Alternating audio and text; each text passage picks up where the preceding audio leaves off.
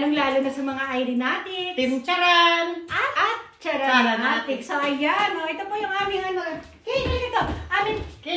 Saturday outfit. Lapit mo rin natin para makita nila na pareho tayong may polka dots. Polka dots yan guys. So, diba?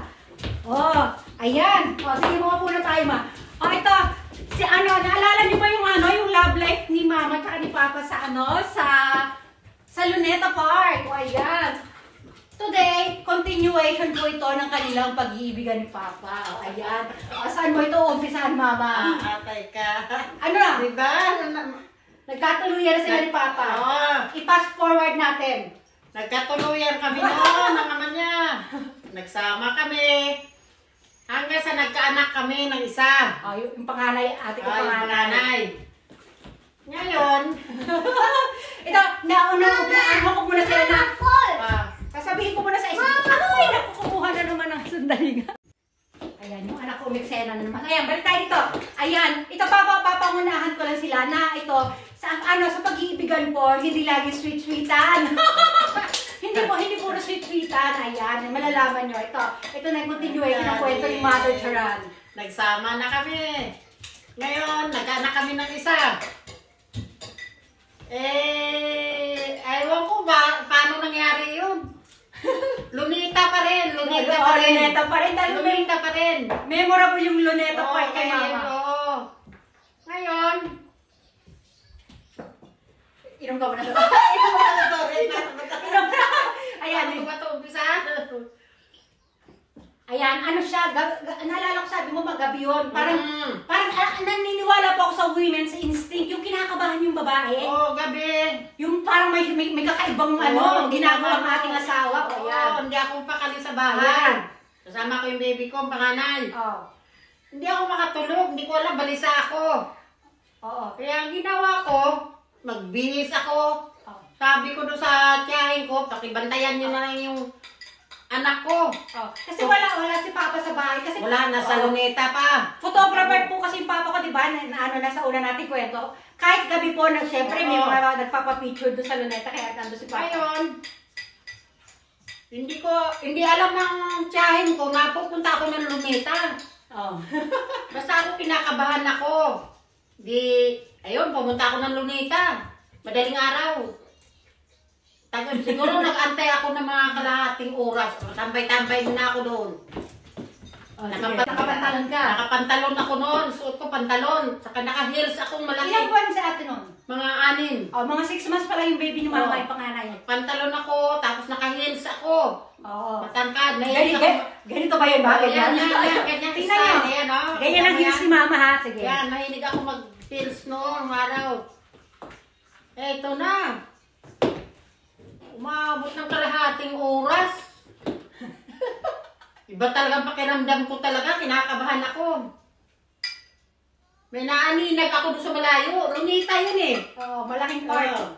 Para kako ito yung asawa ko. 4 sila. Apat? Kasama yung kumpare. 2 silang magkumpare. May mga partner. Magkaakbay. Hindi pa rin ako tinitingnan ko mabuti. Malayo kasi. Mahilig ito magmanman eh. Man yung ganyan. Unti-unti ako lumapit. Tinignan ko. Siya talaga. Ang asawa ko. Sundan ko. Nakapalabas na sila ng Luneta. Sinundan ko. Nakapagtimpi pa siya yun ha. Hinubad ko yung sapatos ko. Hinubad niya ito. Kasi hindi ako makatakbo ng mabilis. Makahabol. Sinundan ko, nasa likuran nila ako. Nagpaalang ako. Bit-bit niya yung sapatos. Bit-bit ko yung sapatos ko. Eto na, malapit na sila sa tawiran. Lapit ako, pag alapit ko, pukpukin ko ng ulo yung babae. Tinakong sa ulo yung babae. Takbo. Gulat, takbo. Dahil kung hindi nakatakbo, rarambulin ko talaga. Hugalan ko yun. Di ba nakakatakot, di ba? Una, tahimik lang siya. Binuhin mo, nakalakad pa yung Papa ko tsaka yung babae. Tapos, nung patawid na sa kanya, binukol yung takbo sa ulo. Sabi ng babae, sino ka? Sabi ko, anong sino ka? Di ba nakakatakot? Mag-ingat kayo. Ayan ha, mga mommies, may na kayo na idea. Kailangan pag magsusundan nyo si Mr., kailangan nakatakong kayo. Wala akong maisip ng takong. O, diba? O, ayan.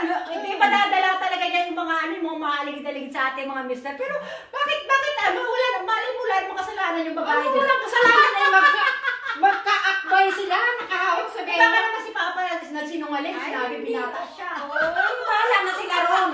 Bahala na sila ron. Basta umaanuin ko yung babae. Oh, bakit kaya ganun, no? Yung mga babae, kaya pag nahuli natin yung ating mga mister, yung aanuhin talaga natin yung babae. Siyempre, anuhin mo yung asawa mo. Kasi dalawa naman sila may kasalanan. Inisip ko ako pagka ganun din, yung babae din talaga aanuhin ko. Bakit kaya, no? Pangkalahatang ganun talaga ang mga isip natin. Siyempre, pag mahal natin, ayaw natin. Ayan. Dahil ko hindi nakatakbo yun, kawawa sa akin yun.